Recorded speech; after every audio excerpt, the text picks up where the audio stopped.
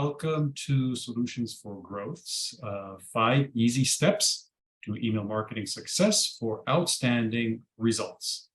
We're going to talk about email marketing for small businesses, and I thank you very much for joining us today. My name is David Fisher. I'm founder of Solutions for Growth. I'll tell you a little bit more about me in just a moment. This is a presentation, but it doesn't mean it's a monologue. So I very strongly encourage you to ask questions in the chat, which we'll be monitoring. I have a colleague named Stephanie. She'll be keeping an eye on that as well. And as the presentation continues, you'll see some additional information and links and opportunities that appear in the chat. If you are not muted, please mute yourself. This will make sure that everybody can clearly hear everything that is being discussed today. And welcome to some of you from New Hampshire and from Clearwater. We have a large number of people who registered today, so we're very excited to get started.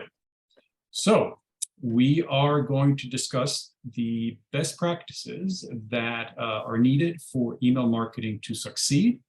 I like to say sometimes that email marketing is very easy to do, but maybe a little hard to do well. So let's jump into it and talk about email marketing. So, are you using email marketing? That's the first question to ask, right? If you're not using email marketing, it's a really missed opportunity to get new and repeat business from people who are on your email list. And if you are doing email marketing, kudos to you. It is the marketing tool with the highest ROI of all marketing tools out there. And it's important that you do it well, because as I said, it looks easy to do, but it's a little hard to do it really well to get results. Again, if you're not muted, kindly mute yourself. I'd like to differentiate the fact that we are talking about what is called warm email marketing, not cold email marketing. We will not be discussing things such as buying a list of 100,000 names and sending an email to those people. That's considered spam. It's something that most agencies do not do. And the reason is that results are very poor. Just think of yourself when you get an email from a company that you don't know, offering you something that you're not interested in, chances are you are not going to respond. So what we're talking today is about warm email marketing, which is the using a email list of people that you have some kind of a relationship with.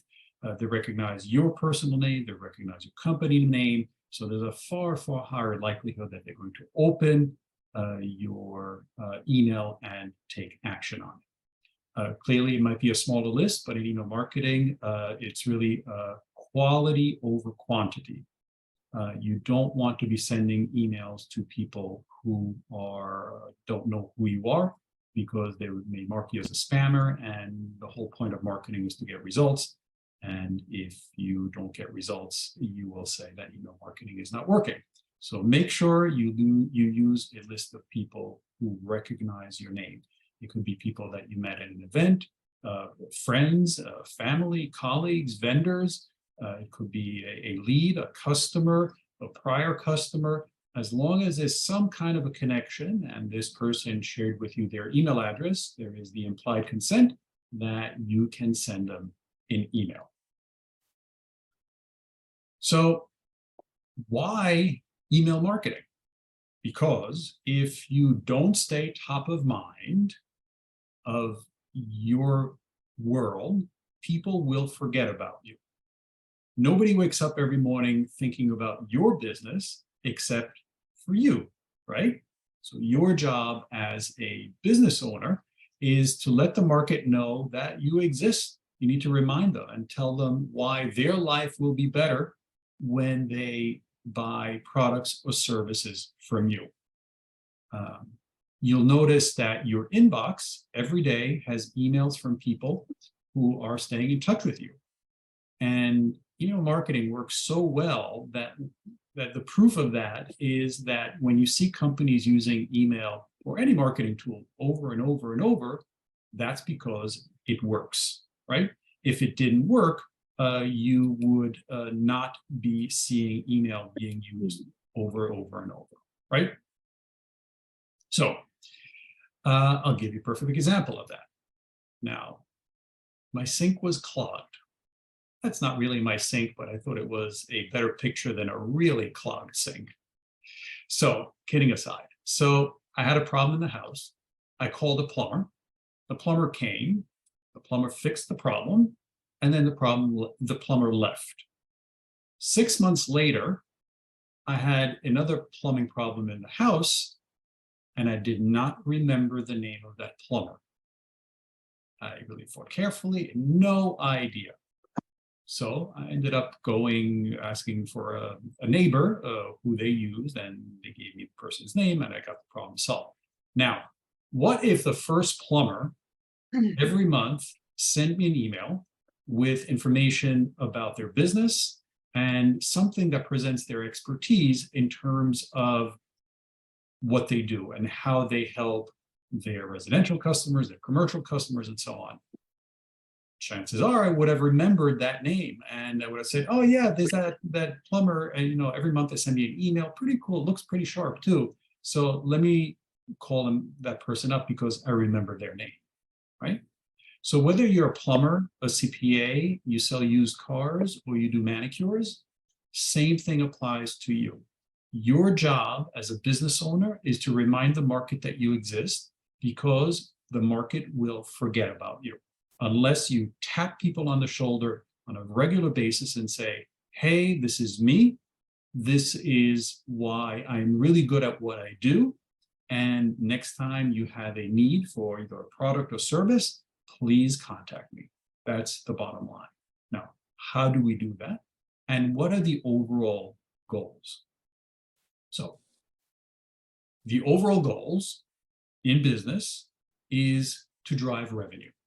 That's the bottom line.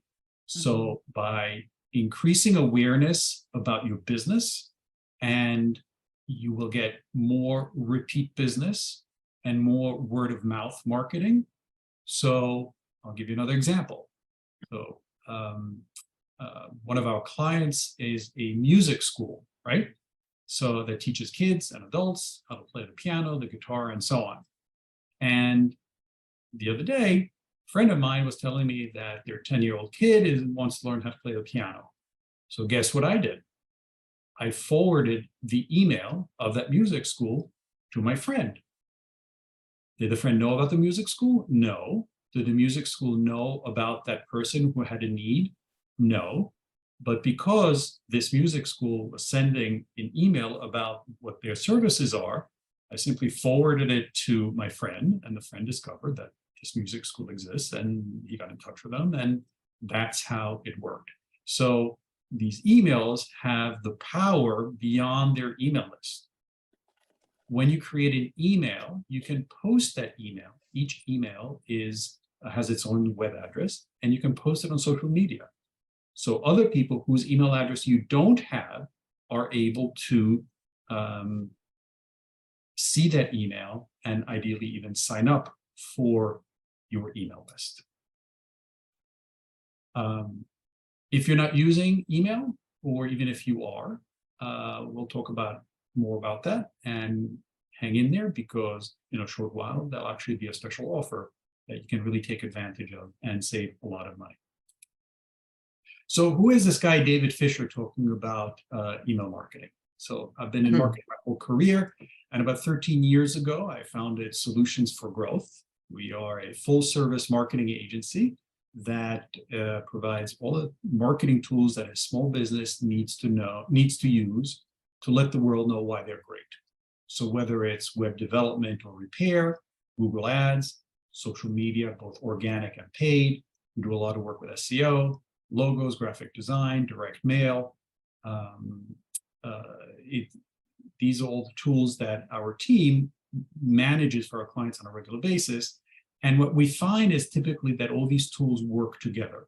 There isn't one specific tool that works by itself that allows you to really grow the business. So it's really based on an integrated approach to put these tools together so they help elevate our clients' profile in the market and drive new business. We're also one of the country's largest certified solution providers of constant contact. That's a pretty hard designation to get, and it's a reflection of what we do for our clients, both in terms of the quality of the work, but actually the results that we get for our clients as well. And because of that, we also offer a full-service email marketing program that handles all of the work that goes into creating truly effective emails that get your phone to ring. So hang in there. There will be an offer very shortly, just like a little present that you see in that picture. Okay, so these first few slides were really to create a framework around which we're going to get into the nitty-gritty of email marketing and what really are the 5 steps that allow you to get success out of email marketing. All right, so let's dive in and start with your email list. Your email list is a huge asset of your organization. Each email address that you have allows you to communicate with that person. Marketing is communication. So one of your primary goals as a marketer, as a business owner, is on a regular basis to grow your email list. Every opportunity of a visitor on your website, a visitor to your office, at a trade show, a visitor in your store, whatever kind of business you have, your goal is always to capture an email address of that person so you can grow your email list and communicate with them. Think of it this way. Every time you send out an email, you have an opportunity to create a sale, right? So now you understand that an email list is worth money to you. And in fact, a lot of companies that have large databases of their customers, whether it's phone numbers, or email addresses, street addresses, and so on, increase the value of the business simply because having an active email list is a terrific tool to drive revenue for a company.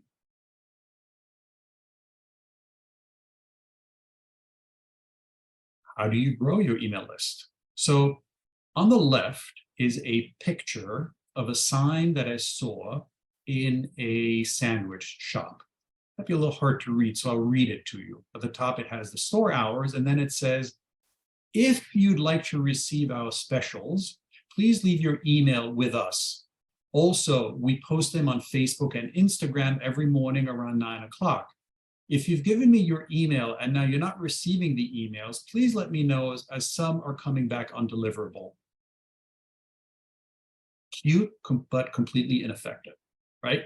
Who's going to, first of all, read all of that? And there was no piece of paper to write it on. Certainly, there was no tablet to type it in. Not cool. Another option is perhaps a little bit more effective, is to use a QR code like the one you see on the right.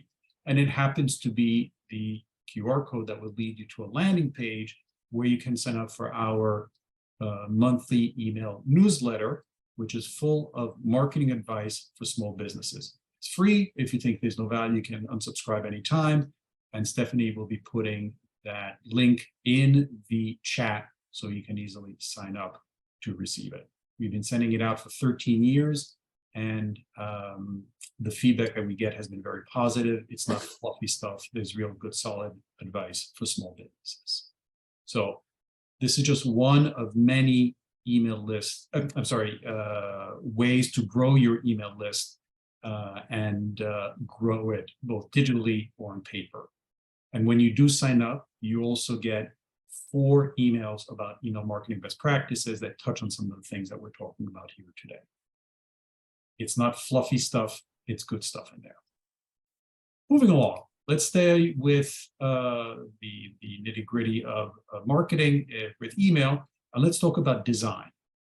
So you've all heard about branding. Branding is certainly something as simple as your logo or the font that you use on your marketing material. But an important part is making sure that the overall look and feel of your brand is seen across all of your marketing tools.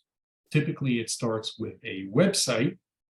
And here's an example of Patricia Jarzbowski, who is an attorney in Colorado.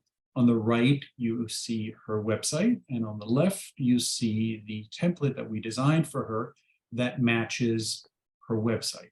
So specifically, the look and feel is the same. We even include the menu bar from the website directly in the email. These are all things we do for our clients. You can do it yourself. It's technically a little bit more complex, but these are important things to make sure that when people receive the email from Patricia, they right away recognize it.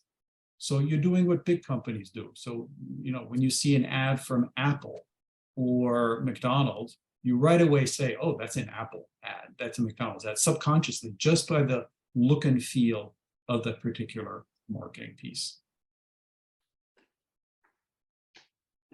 As I'm talking, don't hesitate to type in questions to the system. Happy to address them either now or towards the end. There will be a Q&A session, and I'm happy to stay online as long as people have questions and want to talk about email marketing. More about design. So these are three very, very different businesses. These are, again, this is work that we've done for our clients. On the left is a company that is in the private jet hangar business, okay, rather unique niche. And the top is the top of their website, and you'll see how the same look and feel appears on a small section of one of their emails. These are just excerpts of emails that we're showing you. The middle one is a tennis club, the Hardscrabble Club, a very colorful and bright email that reflects their website. Again, very clear, easy to read, different sections about after-school programs or tennis or pickleball and so on. And on the right is a very different type of business. IBTS is a bookkeeping and accounting service. It's hard for them to show their products because they offer a service. So when you're in the service business, what your emails will do is include information that presents you as an expert. So in this case, there's a short article about the Inflation Reduction Act and things that you need to know about that act. And if you are unsure about it, obviously you would contact the owner of the business and start a conversation with them. So Maynard asks, do you suggest the content be in the body of the email or an attachment? So the emails that we're talking about, Maynard, are emails that are created through a system like Constant Contact. And all of the information tends to appear in the emails. It is not possible to add an attachment when you're using an email service provider like Constant Contact. So if the content tends to be too long, a best practice is to put the beginning of the article, like 2 or 3 paragraphs, and then put a learn more or read more button, just like you see at the bottom of the right one for IBTS. So it continues, and you can just read more. And obviously that takes you to the client's website, which is one of the goals of email marketing, because you want to have plenty of links in your emails that drive people to your website. It's a smart way to increase traffic to your website. Thanks for that question, Maynard. Your content. What do you want to talk about? So it depends on your audience. For example, if you're in the appliance business, how to maintain something, how to make sure that your dishwasher lasts a long time. You're not saying that you want people to buy dishwashers from you. You're offering them value in the emails by educating them. That's very important. The CPA, we just spoke about that, how to be aware of lower taxes. The CPA is presenting herself as an expert in something tied that everybody wants to do. If you are a vet, again, expertise. Should you give ice cream to dogs? If you're a retailer, maybe you're going to do a comparison of some products that you're selling compared to the competition. It's all a subtle and more elegant way of offering or reminding the market about your services and products without saying, please buy our products and services, because then really it's a little bit hard to get over the sense that you're just out there selling. So Mary asks, does this approach with constant contact prevent your email from going to spam like an attachment would? It helps because sometimes attachments do trigger spam filters. So it is not possible to send attachments through any kind of email service provider just from a technical perspective. But yes, it also ensures that your emails are delivered correctly. And just a note that in the world of email service providers, one of the things that is very important to note is what the deliverability rate is of your email service provider. I can tell you that, for example, Constant Contacts is in the very high 90s, one of the highest in the industry. Some other email service providers are a little bit less than that. So what that means is that if, for example, you're using an email service provider and the deliverability rate is 90%, that means that 10 out of 100 emails in your list are not getting delivered. Something very important to consider. Moving along, here are other examples. On the left is bug science. They're in the pest business. Not exactly the most, sexy thing to talk about, but he's telling you the difference between ants, cockroaches, bees, and wasps. Not the most exciting thing you want to talk about, but this is a way for this business owner to put a thought in your mind like, oh yeah, we have an ant problem in the basement, for example. Well, let me read about it and how do you get rid of them and so on. And then on the right, we have a painting business. So there we go, a painting business. And this person is showing a sample of their work. They are giving you two options to reach out to them: schedule my estimate now, the blue button, online request form. Part of the goal of these emails is to let people raise their hand and say, hey, tell me more, schedule my free estimate, things like that. They're also very proud of being part of the Inc. 5000 organization, which is for the top 5,000 fastest growing companies in America. We're thrilled to have Envision Painting as a client of ours, simply because they're so good at what they do. And this is just one example of their work. Any questions until now? Feel free to ask. Calls to action.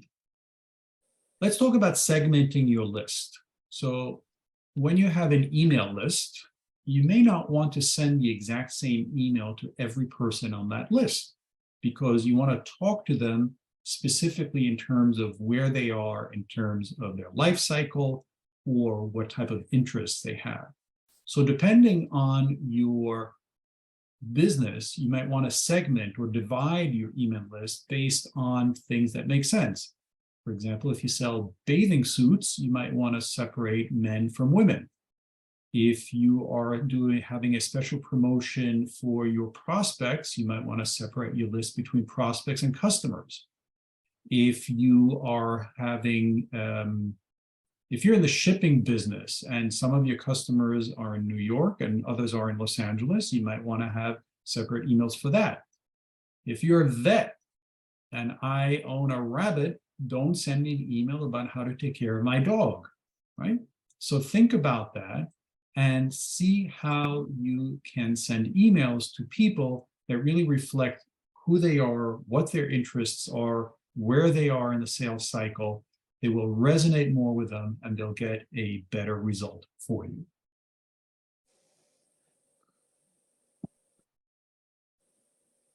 Damien asks, what is a call to action? So anytime you have a marketing piece, a website, a radio ad, a sign on a blimp, an email, you want a call to action. Call to action is telling people what you want them to do. So in the earlier example of the painting company, what the painter wants is to get people to say, hey, come to my house and give me an estimate to repaint my living room. If you were a vet, the call to action would be schedule an appointment to get the vaccine for your dog. If you were an ice cream store, you would say, click here to get the coupon for free ice cream cone. In marketing, you need to help people figure out what you want them to think and what you want them to do. So if you're creating a marketing piece and there is no call to action, then people will not know exactly what you want them to do. So make sure that there's a call to action. It can be subtle. It doesn't have to be a button. It can be just a sentence to, please reach out with any questions regarding help that you need with pain in your foot if you're a podiatrist, things like that. Okay, so call to action is very, very important. What if your clients, Shoshana asks, have different issues and needs, but the service is the same? Again, there may be a way to differentiate, segment based on what their issues and needs are. So if you're an orthopedist and you have some people have shoulder pain and some people have leg pain, you might create two separate emails addressing the two concerns that these people have. I'm a little unsure what the issues or needs are, may be different. So Shoshana, if you want to add some more information, happy to address that. Let's go to step number 5, how to measure. So the beauty of digital marketing is that it's eminently measurable. Virtually every action that is taken on your website, in your emails, in your Google Ads campaign, through SEO, has huge amounts of presentation. And huge amounts of information that can be used to figure out how this is working. So I have a listing there. This is relevant to marketing. You want to measure performance by 3 things: numbers, percentages, and dollars. So if you're in the e-commerce business, for example, and you send out 1,000 emails and you get a 40% open rate, that means you have 40 people opened it. That's the number. It's out of 100, so it's a 40% open rate. And of that open rate, you have 10 people click on it. So 10 out of 1,000, that's 1%, which is an average click rate. And of those 10 people, 5 of them bought something from you for a total of $500. Okay, that's how you measure it. So now you sold something for $500, and your investment in that marketing may have been, $100. And now you have a pretty good ROI for that email that was sent. The difference between opens and clicks is that the opens is the percentage of people that open the email. Clicks is the percentage of people, or the number of people who clicked on a link in the email. And you really want to make sure that you put at least 2 or 3 links in your email so that people have an option to click on it. You don't want to put too many links either, because in marketing, there's a concept that if there are too many choices, I don't know which one to take. So the best one is, I don't know, I'm going to skip, pass, right? So I'll give you an example. We were working with a flower shop, and we used to put 8 flower arrangements in the email. And it was doing okay. And then we did a test where we put in only 4 arrangements, and sales went up. It was just an easier choice for the person to decide among 4 as opposed to 8 emails. So email is shorter, to the point, and just simpler, so that not that much choice.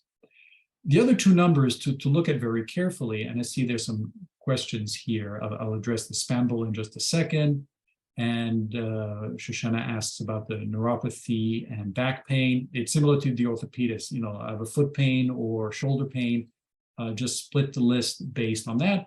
Or what you can do, another option, is to have 2 articles in the email, and you just show the first paragraph or 2, and then with a read more button to an article on your website. Maybe you have a blog, so that people can see that you help people both with neuropathy and back pain, things like that.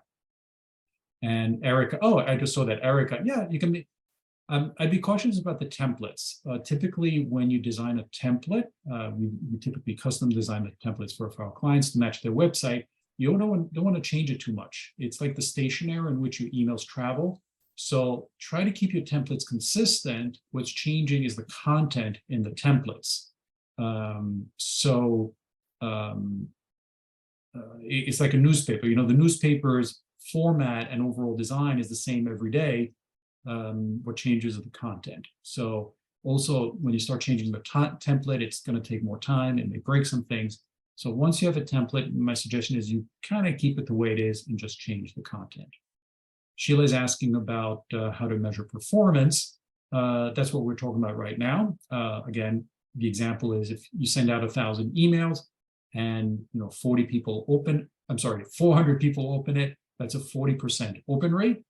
And if 100 people click on something, that's a 1% click rate. And those are the 40% is a little bit on the high end of opens, but a 1% click rate is pretty decent. I started mentioning unsubscribe and spams. So the first two, the opens and clicks especially, are the positive numbers. Higher is better. Unsubscribes is people that tell you that although you're a very nice person, I really don't see value in your emails, so please don't send them to me anymore. On average, the unsubscribe rate is 1%.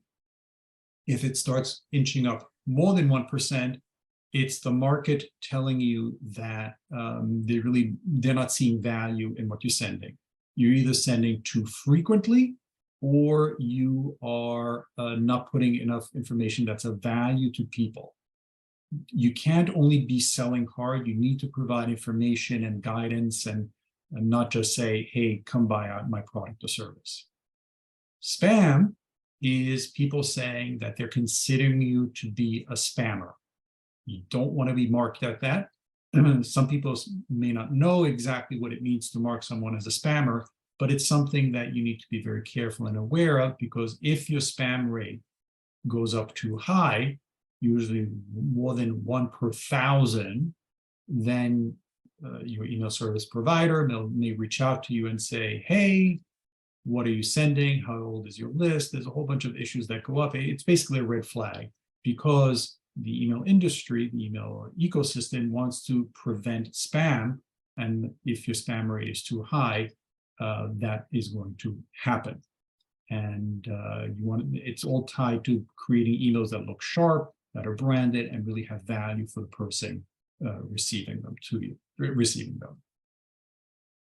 Mary's asking, do people trust links like attachments that can contain malware? And people are more aware of that nowadays. You're right. As I said, in Constant Contact or any other email service provider, it is not possible to attach something, so that's not an issue. And Deborah is asking, on average, how many emails should be sent out weekly or monthly to avoid unsubscribes? That's a smart question, and it really depends on your business. And I'll give you a couple of answers. So for most businesses, a cadence of 1 email per month is a good balance. It's frequent enough so that it's effective at staying in touch with your market and reminding the market of who you are and why their life will be better working with you. And if you go to every other month or quarterly, the effectiveness of the program dramatically goes down. In some cases, you might want to send an email weekly or every other week, depending on your business. So for example, if you're a yoga studio and you have a schedule that changes every week, I would expect as a member of your yoga studio to receive an email each week with a new schedule. Or if you are a restaurant, you may want to do it twice a month, something like that. So the best way to approach it is to start with a more conservative cadence, let's say 1 per month, and then for a month or two, increase the cadence and do it, let's say, for example, twice a month, right? And see what happens. Is your open rate going up? Are you getting more sales? Is your unsubscribe rate going up? So use data to determine what the impact on your marketing is based on the increased cadence. You might even want to just test with a subgroup of yours. So if you have, again, the example of 1,000 people, split, take 400 people, split it in half, 200 people keep the monthly program, 200 people get the every other week program, and see what happens, right? Shoshana asks again, frequency, what if you're doing a campaign to introduce a new service or a time-bound discount offer? Well, yeah, you can, let's say you have a coupon, right? You send it out once. If it's going very well, you might want to send an email, a second email a few days before it expires and say, hey, you only have 4 days left to use the coupon for the free oil change. So, do that. Just be aware of it. Look at prior data, get a sense of what your competitors are doing. Just be cautious with it, because the last thing you want to do is get a high unsubscribe rate. You work very hard to get people to to sign up for your email list, and it would be a pity to have people drop off if they are not happy with what you're sending them.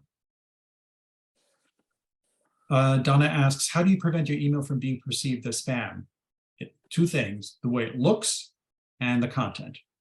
So if the email looks like a fifth grader put it together, and the content is all about you, and why I'm the best one, and you should buy my products or services, and we are great, chances are people are going to say that this is not a serious business.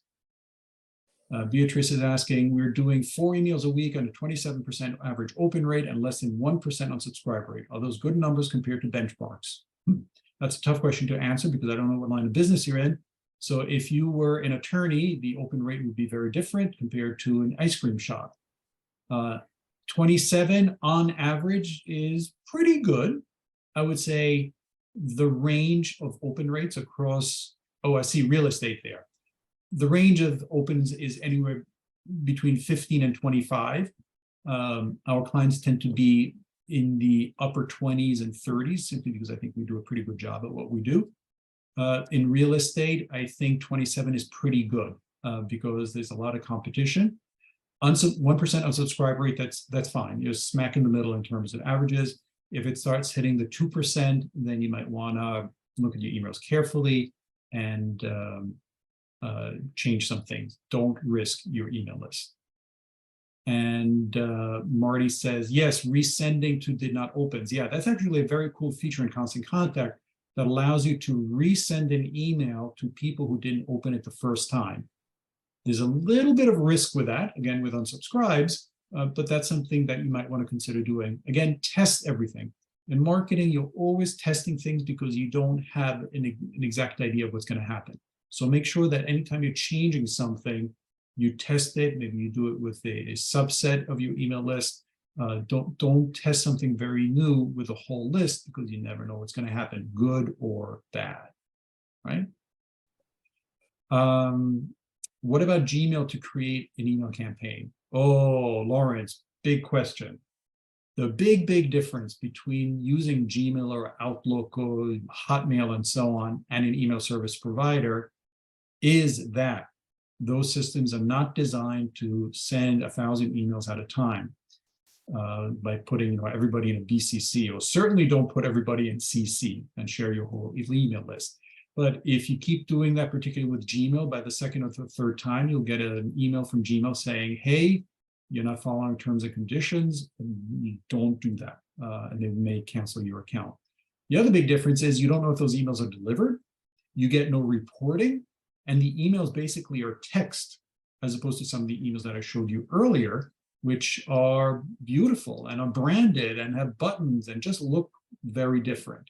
So I would strongly encourage you not to use a regular email program to do that. It may also impact what is called the sender reputation of your domain. You'll have a domain for your website. It's tied to your email. And if you start being tagged as a spammer by companies like Google or so on, that your sender reputation is affected and your deliverability rate will start falling very quickly.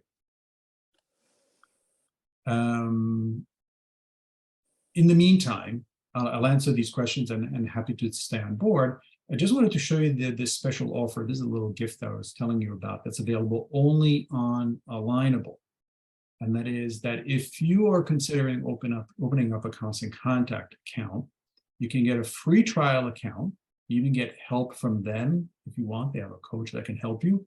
And if you use this QR code or that bit.ly web address, you get 20% off for life.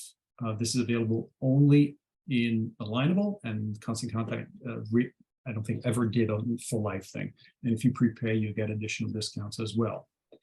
If you want to, if you want to have a conversation with me about the email program or anything else regarding your marketing, easily scan that QR code, or Stephanie is putting in the links for those. Click on that link, schedule a call with me. Happy to learn more about your business. Okay. So going back to the questions, Chris asks, introducing a SaaS solution to a couple possible buyers who don't know you should receive how many emails a month in cadence mixed with calls and LinkedIn? Good question. A couple of possible buyers. I'm not clear if you're sending it just to 2 people or 2 people out of a larger list. But the second part of your question is tied to integrated marketing. In other words, you are using calls and LinkedIn to touch people in different ways. Just as you as a consumer, you sometimes need to see a marketing message multiple times before you say, okay, I'm ready to buy.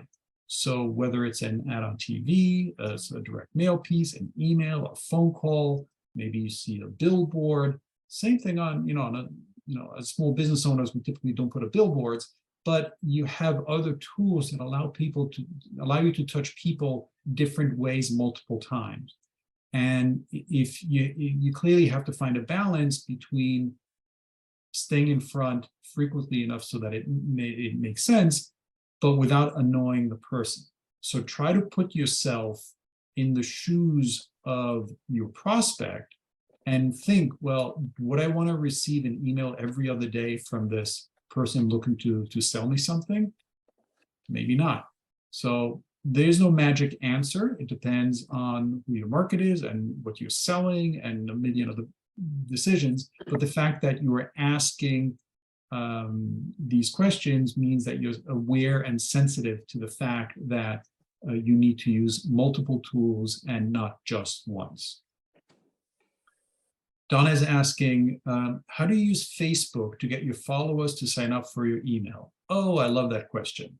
Because when you are using something like Constant Contact, you can create a form, or also known as a landing page, where people can sign up. And a perfect example of that is this QR code and this Constant Contact free trial, where I'm sorry, no, wrong example. The QR code for the email newsletter that I showed you earlier, which is this one. So when you click on this QR code or the link below it, you're going to be brought to a little form that allows you to sign up for an email newsletter.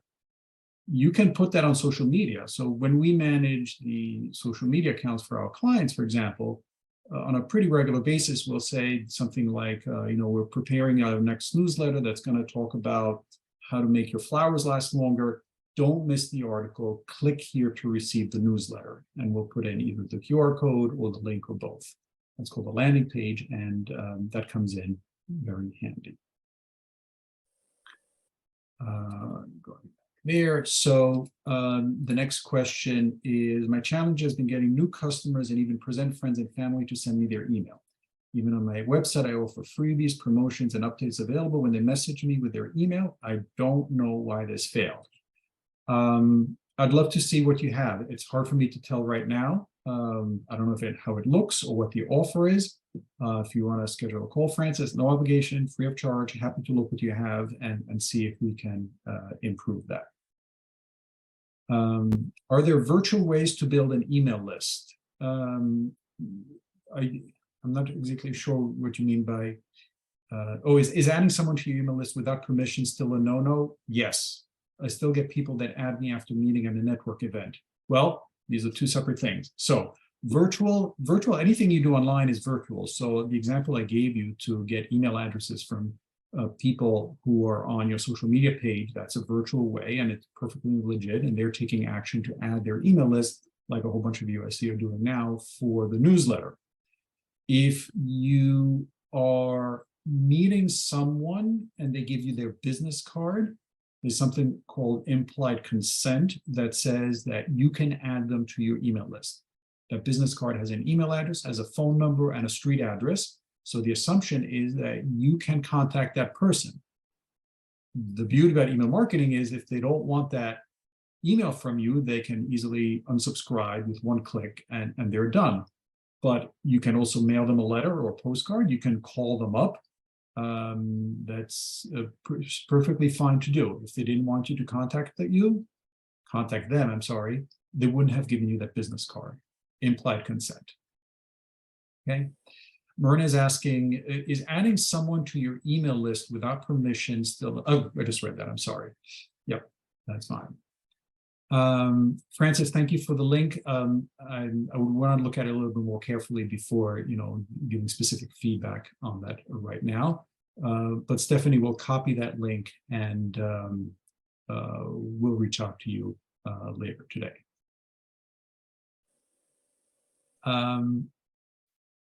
What we typically find, and while I wait for a few other questions, I'll comment on a couple of other things regarding email marketing. We find that when we start developing emails, or any small business that starts creating email newsletters, and they didn't do that before, and I'm using the term newsletter very loosely, it could be a promotion, again, it's the line of business that you're in. What typically happens pretty quickly is that people start getting feedback right away from things like, hey, I just saw your new email, that is so cool. Or, hey, I didn't know you also sold couches. I only thought you sold tables. Oh, I've been meaning to contact you because I have this need. Thank you for sending that email. That really reminded me to do that. A lot of us run our businesses from an office, and it's very comfortable to sit at your desk and spend the whole day online and just work that way. The reality is that you need to be out there both in person and digitally to touch people regularly. And email marketing is an ideal solution for that because compared to other marketing tools, it's relatively low cost. The basic package with Constant Contact is about $10 a month. And there's no other marketing tool out there that allows you on a regular basis to send an email on a regular basis to people knocking on their door saying, hey, this is what I do, please keep in mind. And like the plumber example at the beginning, some of our businesses have very long sales cycles, so staying in touch is important. Other businesses might be very good at what they do, like the plumber, but right now I have no plumbing need in my house, so I don't need you. But you need to stay in touch with me, so when I do have that need, I'll remember you, right? Keep in mind also that email marketing is part of a series of tools that you may consider working together. So, for example, you might use Google Ads or SEO to drive people to your website. On your website, there will be a pop-up or a form that can be, driven from Constant Contact that offers something of value, such as a coupon or information. 5 things you need to know before you buy a couch. And if someone is a pretty good lead, they'll give you their email address to learn more about, 5 things you need to know before you buy a couch. And that email address is immediately added to your Constant Contact account, and that triggers a series of emails. It's called either an autoresponder or an email nurture series that sends these emails that are pre-written and pre-scheduled. The first one goes out right away saying, here is the 5 things you need to know about buying a couch. And then maybe 4 days later, a second email goes out about information about your decorating needs, and the third email goes out a few days after that, and so on. And that's the email part. These emails also have links to your social media accounts. So now people are clicking on those social media accounts and they're liking and commenting and sharing on your posts. So understand that in marketing, whether your name is McDonald's or your name is the local plumber or whatever business you're in, you're putting these tools together to work and really create synergy so it all happens. Don't rely only on one tool. The other thing to keep in mind, and this comes sometimes as a surprise to many small business owners, is that marketing is an investment. And the typical small business invests between 2 and 5% of their revenue in marketing.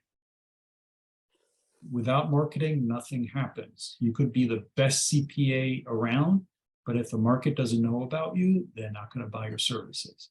So you need to be investing 2 to 5% of your revenue in marketing, simply because otherwise the market will not know about you. We still have a few more minutes. If you want to ask some questions also beyond email marketing, happy to answer them. If there's anything you want to follow up, happy to do that. This call is also being recorded so that you will be receiving an email that has all this information. I can only send the email if you sign up for our newsletter. I will show you that link again. I can't email you that link to the presentation if you're not signing up. And there it is. It's bit.ly/marketing advice. AJ is asking, there are tools like we have that can do what the scope of this discussion is. Okay, I'm very glad you have that. Glad that you're using that.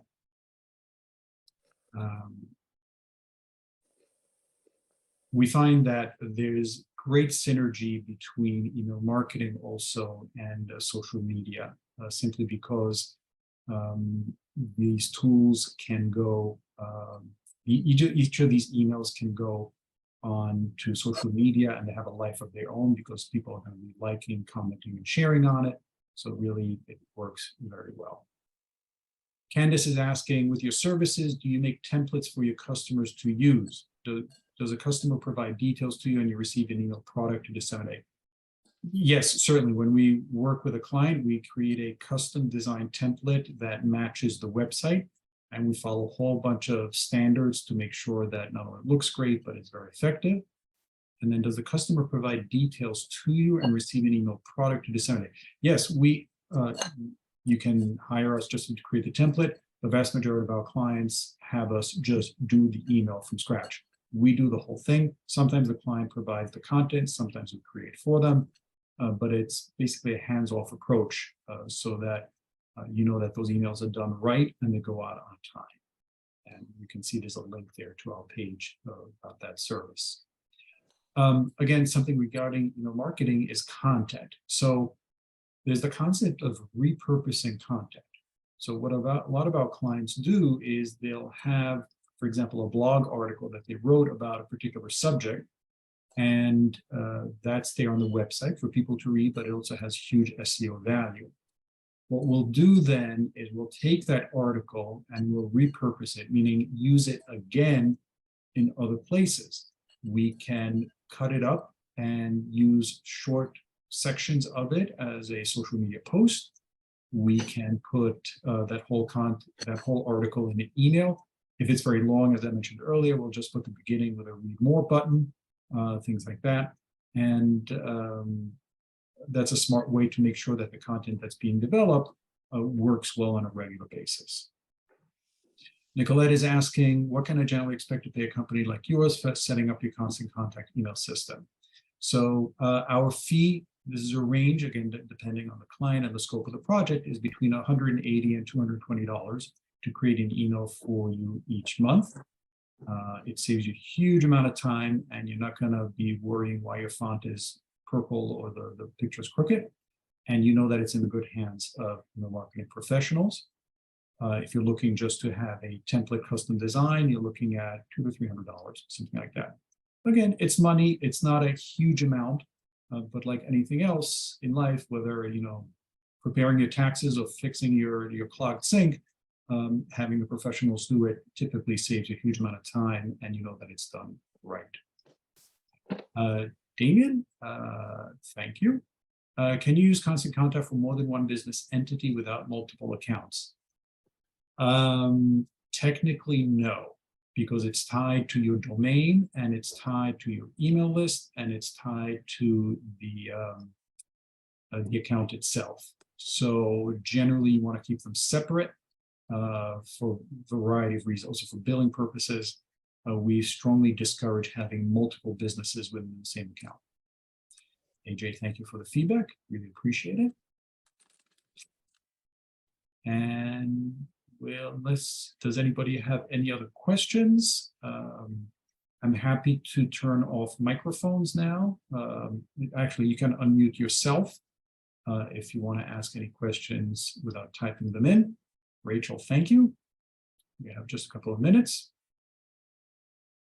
I have a quick question, David. Yes. So if I'm new to doing emailing out, and I just reach out to my current clients and people that I've already spoken to, people that I know, would it be helpful for me, at least on the first one, to let them know what I'm doing and that this is a new, and to give me their feedback? That way they're going to look at it and know that it's not spam, and it's not like junk mail, but it's something that I'm actually reaching out to them for. So each case is slightly different, but typically we suggest not making a big announcement that you're coming out with an email newsletter. Just send it. And as long as it looks sharp and the from field reflects a name that people know, either it's your personal name or your company name, then that is a way for people to know that it's not spam. So for example, when we send out our newsletter, some people know my name, David Fisher, other people just know Solutions for Growth. So in the from field, we put Solutions for Growth David Fisher. So there's a pretty good likelihood that people recognize the name and say, oh, it's David, sure, I'll open his email. Yeah. Maxine asks, if I connect on a platform like LinkedIn and I can see their email address in the profile, but they have declined electronic download of it from the LinkedIn platform, can I use it without asking specifically for their consent? No. You really don't have a connection with that person. They don't know who you are. Even though you see their email list, you're basically just scraping it off of LinkedIn. I suggest that you don't do that. Sheila says, I'm so new to all of this. Where do we get all the email addresses? From our customers? Yes. You start out a little bit at a time. Your customers, your prospects, your vendors, networking people, friends and family. You got to start somehow. Don't buy lists. Don't go the route of cold email marketing. You'll be wasting your time. Has major implications on your deliverability, centered reputation. Small quantity of quality email addresses will always perform so much better than a cold list of people whose email address you scrape from LinkedIn, for example.